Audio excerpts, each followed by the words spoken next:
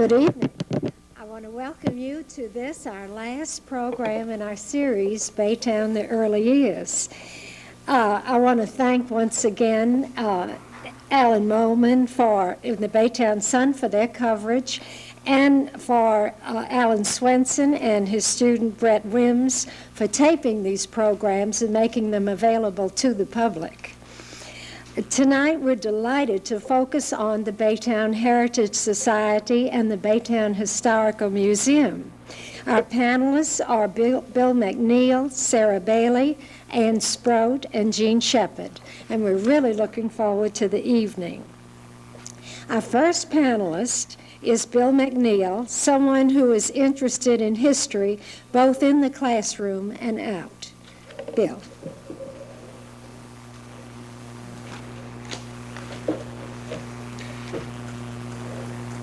I want to thank Sterling for inviting me to come tonight and talk a bit about the Bay Area Heritage Society and the Baytown Historical Museum.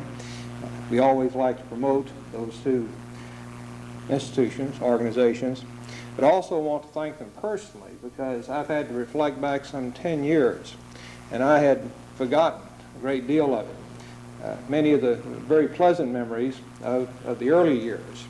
I did not quite copy the theme that you're using in regard to the sesquicentennial, an early year. I just said a beginning in regard to the Bay Area Heritage Society and the Baytown Historical Museum.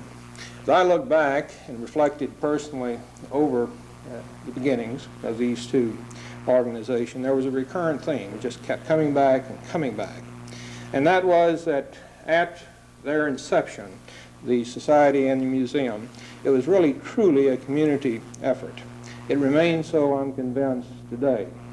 In a sense, I think we're here tonight to talk about and to celebrate a community achievement. Community was involved in many ways. In membership, I think our membership reflected early on that there was a great deal of diversity here. It was reflected, too, I think, in the attendance at society and museum programs and activities, the support of, as a matter of fact, groups from the Baytown area in azalea trails, teas, in the renovation, the operation of the new museum facility, and I could go on in this respect. I do, and I know you always take a chance when you begin naming names, but I am going to do this as generally as possible, and I think it is important that we do recognize some of the many groups that were involved and some few of the individuals. I can remember garden clubs, and there were more than a couple of them, civic clubs and high school clubs who came over in that second year as we began to work on the building to prepare the way for a museum that would be housed separately from the Civic Center. Part were tearing down, others were putting things in place. There was landscaping going on the outside and just a tremendous amount of activity. There was the East Harris Medical and the Professional Nurses Association. Time and money came from these two organizations.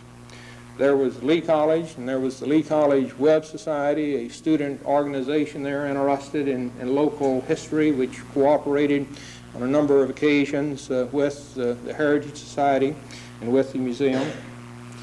By all means, there was the city government, and two names here certainly must be mentioned. Prince Lanham, our city manager, and Bobby Roundtree, who at the time, as we began, as I recall, was Director of Parks and Recreation. I'm not real sure of that title, and now I think has recently been appointed Assistant City Manager. These two men were always extremely helpful and very cooperative in working with our society and with the museum. And of course, too, the mayors and councils during these years, most helpful. The Exxon Credit Union. It was into the old Humble Credit Union that we moved, and Hal Thomas, as he represented that organization, gave us every opportunity, every benefit he possibly and his organization could.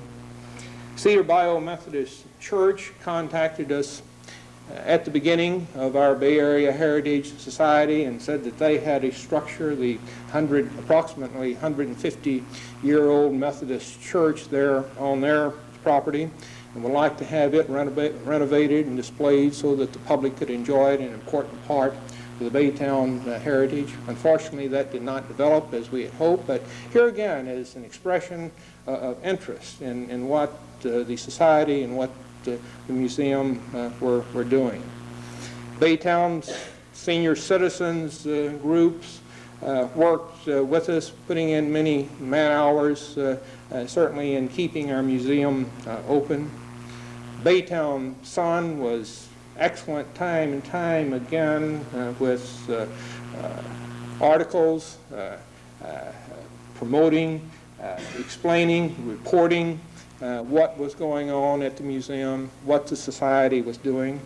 Wanda Orton, who is here tonight, was on our board a number of years, and she did just absolutely a beautiful job, and of course closely related to these things, but not directly to the museum or to the society, or her history highlights that have been outstanding examples of important local history. Public school students, Scouts, Brownies, various youth groups, and I guess the list could go on. This truly has been a type of community effort. Let me read just briefly from the bylaws the purpose of the Bay Area Heritage Society to give you some idea of the sort of things that these various groups and individuals helped us to realize, to accomplish. This society, the Bay Area Heritage Society, is formed for historical and literary purposes: promotion of, discovery, collection, preservation, and publication of historical data relating to Baytown and the surrounding area, particularly the collection and preservation of any and all articles and materials which may establish or illustrate such history. Purpose: to promote institutions for the diffusion of knowledge, thus developing and enlightening public opinion, and affording all ages, color, and creeds the advantages and use and pleasure of our heritage. To promote and establish and assist in the maintenance of a Bay Area historical museum. No small charge, no small challenge, and we really needed a truly community effort to come near accomplishing some of these goals. It was in the summer of 1975 that my connection with the historical group here in Baytown began. I saw a sunspot, read it, and there was to be a meeting at the Civic Center to organize a heritage organization. And I went over that day, and I ran into and met for the first time W.C. Jackson, who has since passed away. And I am Deacon Jones, and as I recall too, Sarah Snyder was there. These individuals had been involved in the Museum Advisory Board and had promoted before my awareness of activity in regard to preserving Baytown history. And it was a pleasant experience for me. I was able to contribute in a small way because air conditioning wasn't working at the Civic Center that summer day, and I told them that a short drive away at the college we might be able to find an air conditioning room. And sure enough, it happened to be operating that day, so we did transfer over to Lee College, and the meeting was held. There was a nomination. Well, this group who met acted as a nominating committee and selected officers and directors, and issued a call for the first meeting of the Bay Area Heritage Society. On September 22, 1975, the first official meeting of the Bay Area Heritage Society, Leon Brown was elected president along with other officers and directors. It was also at that meeting that we accepted the bylaws that had been developed by this group. Plans then were laid for at least part of the rest of this membership year. In November, a man from the bicentennial, now you may have forgotten what the bicentennial is. We've had so many centennials since then. That was the birth 200 years ago of our nation in 1776. Bob Nesbitt, a Galvestonian, Galveston Historical Foundation. He had worked with them and had a great deal of experience, and he was also on the Bicentennial Speakers Bureau. And as I recall his talk that night, he inspired our group as he talked about what the many things were and how this Galveston Historical Association Foundation had gone about preserving the history there. It was also at that meeting that the Memorial Baptist Choir gave us an extremely interesting program, entertainment. We made plans from there, and in March we had to do very important activities. One was an Azalea Trail in T. The Azalea Trail was not like the home tour, not like some of the other activities that we've had more recently. We drove past the homes and hoped for good weather, and then we went to Sarah Snyder's to a garden reception of sort, a tea, I think, as it was mentioned in our minutes. I remember the punch, though, I guess. I remember her beautiful yard. I remember her outstanding hospitality. Sarah Snyder was kind of like a godmother to our organization in the early years. She was always there with good humor and encouragement, and provided much, too, in the way of some treasury help when the society very badly needed it. Anna Healy was quite a worker, too, in regard to this Azalea Trail for a number of years. In that month, too, of March, we had another guest speaker, Frank Vandiver, Vice President and Provost at Rice University, came and spoke on the topic of American Revolutionary Generations. And this was the first of the Bay Area Heritage Society and Lee College co-sponsored programs, and this went on for quite a number of years. Matter of fact, the most recent being in April of this past year, when Margaret Henson, the author of The History of Baytown, came and spoke on our campus, and this being a cooperative society and Lee College activity. In July, I was selected to head the Bay Area Heritage Society, and the membership decided to dub that year the Year of the Museum. That, of course, was where our efforts were to go. And we found out that in September of '76, when we toured the old Humble Exxon Credit Union building on Market Street, that we had found a home, and home it has been for these many years. We liked what we saw, but we knew that the work was cut out for us, that we had a real challenge here. In November of '76, there was another program, Lee College and the Bay Area Heritage Society, the general community cooperating and supporting. It was conversations on the Civil War.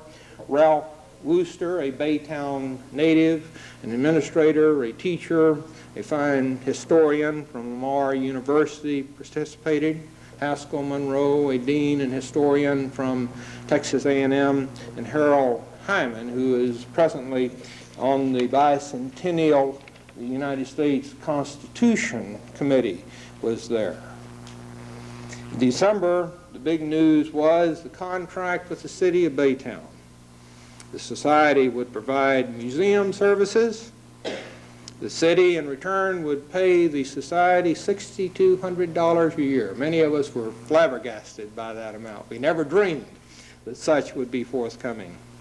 And they would also lease the cases that they own and the artifacts, the memorabilia in the cases to us, the society, for $1 a year. In return, we were to open June 1, 1977, with no admission charge. The public was to come in and enjoy themselves and learn from the exhibits. We didn't miss that deadline by much, and the city was very good in giving us a bit of an extension.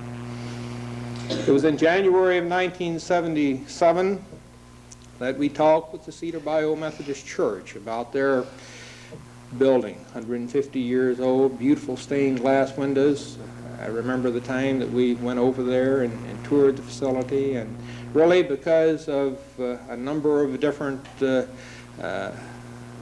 situations, cost, because of the restrictions of the Texas Historical Commission, we were unable to move forward on this, but we made what effort we could.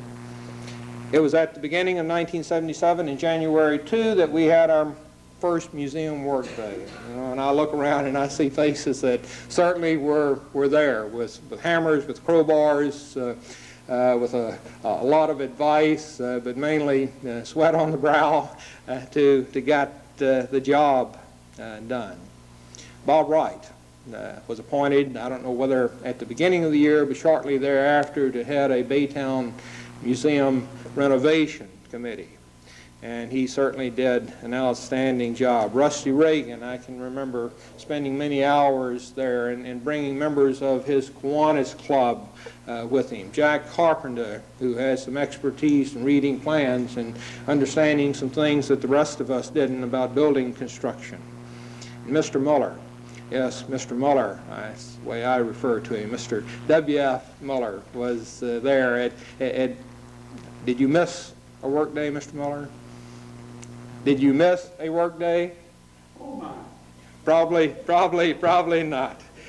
And in April, we had yet another speaker, Peter Brink, who was head of the Galveston Historical Foundation, visited us in our museum facility.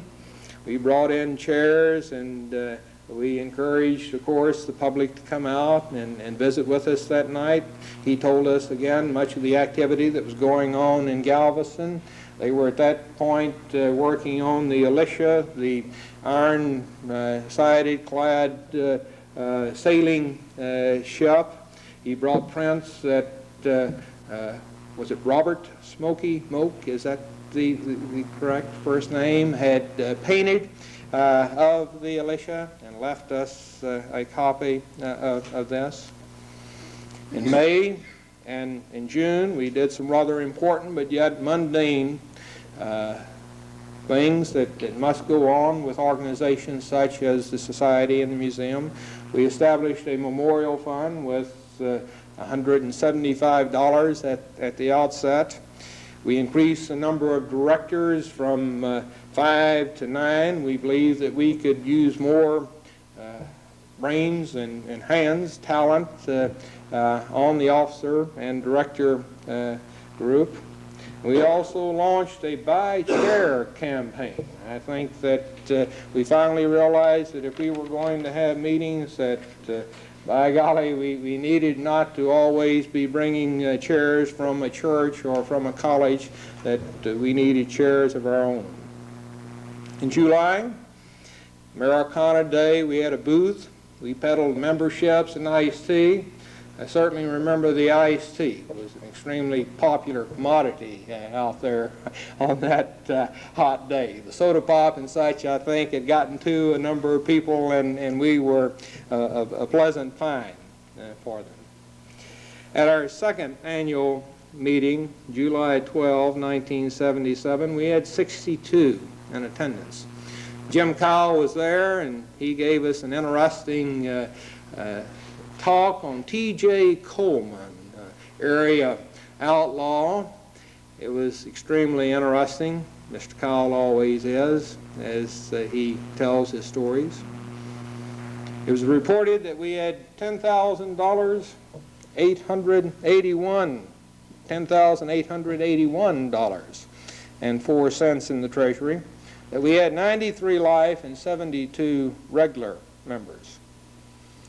Bob Wright at this second annual meeting also reported that the museum renovation was nearly complete.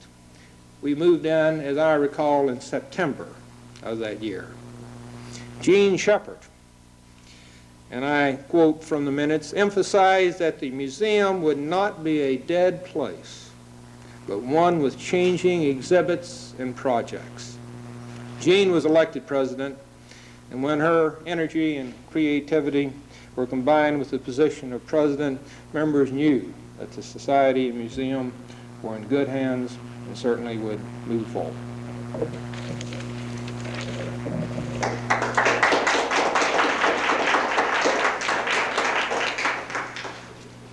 Thank you very much. Well, Sarah Ann Bailey has contributed much to Baytown and to Exxon, and she worked a special exhibit up for Exxon, and it's now part of the museum, and she'll tell us about it.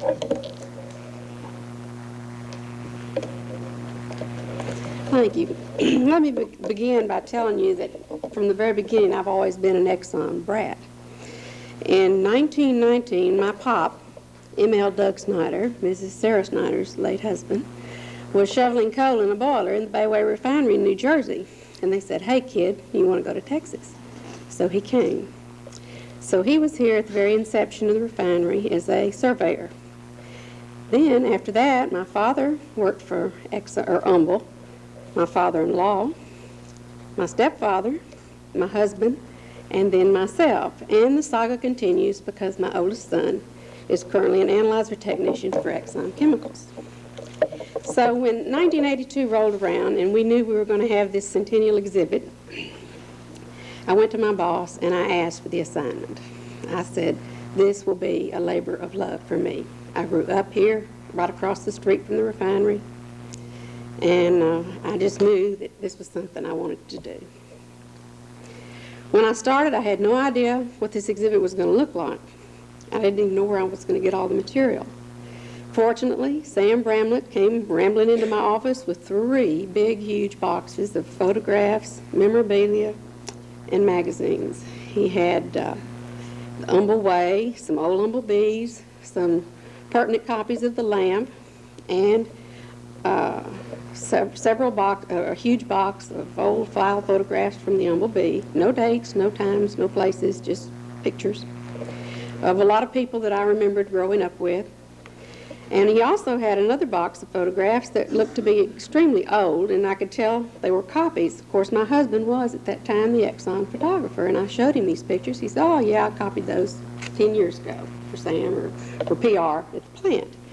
And we don't even really know where they came from. They came out of somebody's old black paged photograph album that someone had saved. And most of them were duplicates of file photographs that the Exxon refinery still has.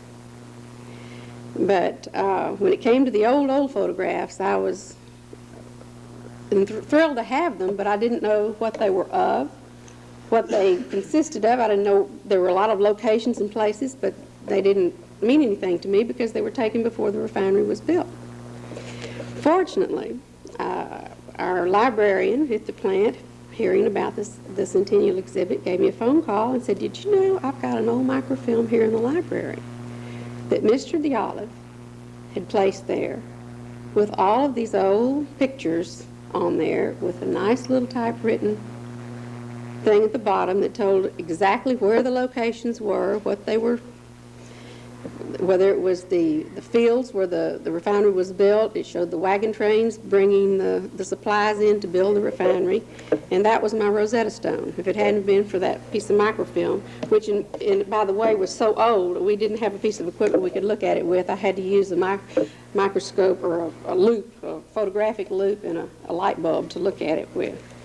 But Mr. DeOlive had thoughtfully had all of those things placed on that microfilm, along with the descriptions and locations, and that was a tremendous help. Well, after digging through Sam's photos and poring over copies of the Bee, I started reading about the billionth gallon. The billionth gallon day was a big celebration that was held in December of 1944. And I saw pictures of the big gallon jug and started making some phone calls. I called Lee Tagg. I called Mrs. DeOlive. I called Deacon Jones, and Deacon said, "Oh, it used to be in my garage. I know it's here somewhere." He said, "Well, let me think now what happened to that thing."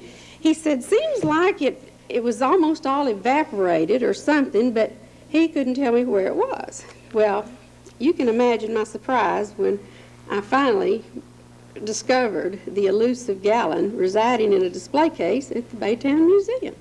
There it sat, less than 500 yards from my office. Well, I was certainly glad to see what an excellent job the museum had done with all of the wonderful old pictures that I remembered as a child hanging in the community building. They were there, all of them. And I was so pleased to find them because they did enhance our exhibit tremendously at the refinery. I didn't really remember this billionth gallon day. I thought maybe I had attended these ceremonies, and in looking through the pictures, one thing rang a bell. I saw a photograph of a truck with and a bunch of Army fellows and a bunch of pigeons flying off, and I said, I remember that. I was there. So I know I attended billionth gallon day. I was between 6 and 7 years old. While I was researching billionth gallon day, I came across a little story in an Humble Bee about Mr. Weisinger, who is Jake Weisinger's father, who had actually blended this billionth gallon. And I called his wife, widow, who was still living here in Baytown, and she graciously had me over to her home, and she had the little commemorative bottles that were given to her husband that when he retired in commemoration of his blending the billionth gallon. She still has those. Jake knows I'm after him. I'll be sure we get those. I didn't ask her to donate them to the museum until she no longer wanted to have them, but I'm sure we'll end up with them someday. The exhibit was really the result of a lot of detective work on my part and the memorabilia, which was reverently, very reverently and lovingly brought to me by annuitants and their widows. I mean, I got everything from soup to nuts. One lady brought in a box of dominoes. She says, I really don't know what they have to do with Exxon, but my husband just worshiped these dominoes, and he just took them, he kept them at work, and when he retired, he brought them home. And I had to explain to this little lady, I said, well, you know, our M&C people are allowed 30 minutes for lunch, and that during that 30-minute break, they can do anything they want to, and they play dominoes. That's what they do. So she brought her dominoes, and we did put them on display. By digging around in the bottom of drawers in the Public Relations Department file room, I discovered several really thrilling finds, especially for me, among the dust, the mildew, and the silverfish. There are some photographs here of some of these items. I came across a metal Humble oval. It's on display. You can't see it from this picture, but it was about so big. And it was given out by the Humble Booster Club in the 1930s for promoting the sale of Humble products. And I found an article. I didn't know what it was for when I found it in the drawer. And by pouring through the Humble Bees, I found an article where Augie Kraft had issued these. I don't remember how many they gave away, but the Booster Club did give them away to people who had encouraged the sale of Humble products. So I was thrilled to death to find it. It wasn't even rusty. And also, one lady even had a pair of earplugs she brought me that her husband had used on the job.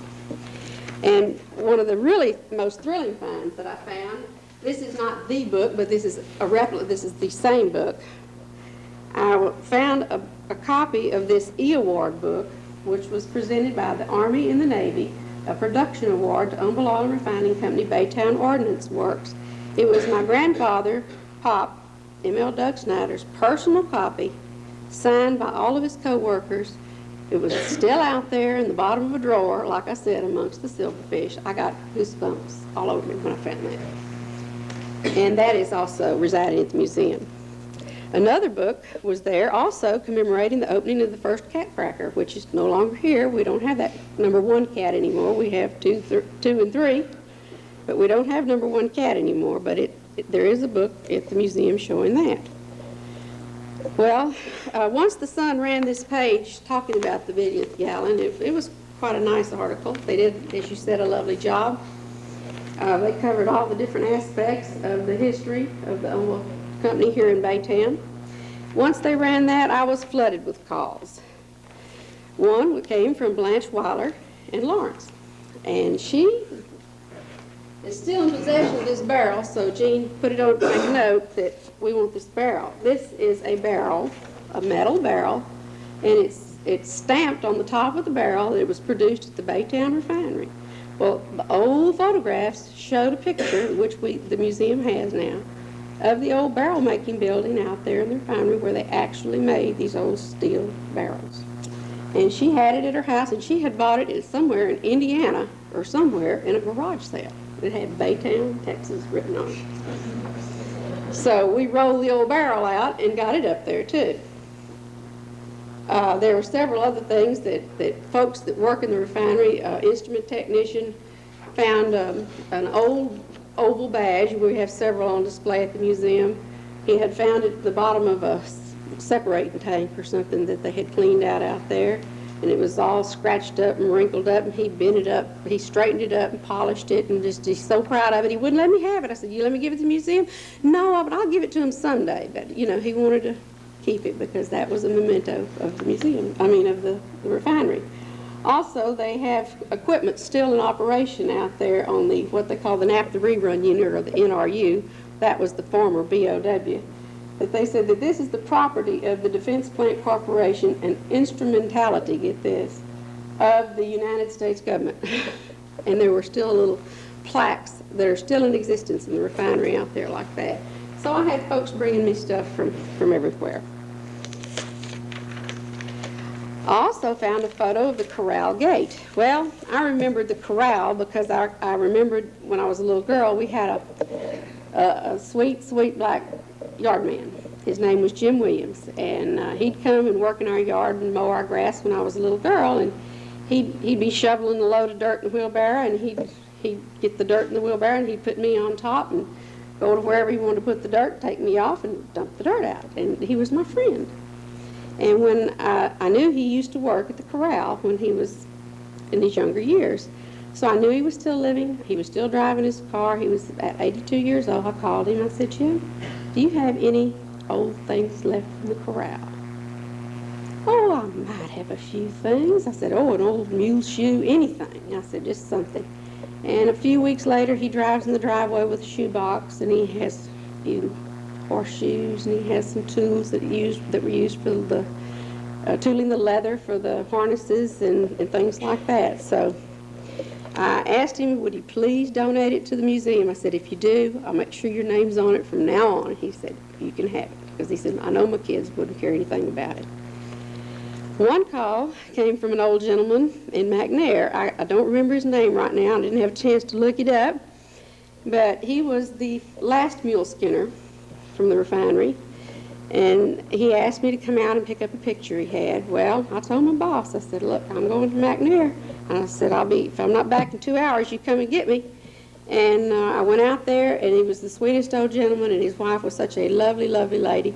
And they had this tattered old photograph, which I was honor-bound to put in the display and use. There were so many people that helped to put this together. Eddie Allman, he was a great help. Of course, Jimmy Carroll, who could do anything historically in Baytown without Jimmy Carroll. Sam Bramlett, I spoke to Mrs. DeOlive, and of course, Mr. DeOlive's thoughtfulness in preserving those old photographs was invaluable. Deacon Jones and all the employees and annuitants and their widows, it couldn't have been done without them. Now, Ann and Jean, get ready. I'm going to dump some more on you. Yeah. Among the items I collected, I think I got it from Sam. I'm not sure where it came from. It could have been from the Silverfish. I'm not sure. I found a letter and a history of Baytown written by Catherine Adele Spence. She was an humble Exxon annuitant's wife and a former Baytown school teacher. Her husband was Jack Taterbug Matthews, if you know him. I don't know.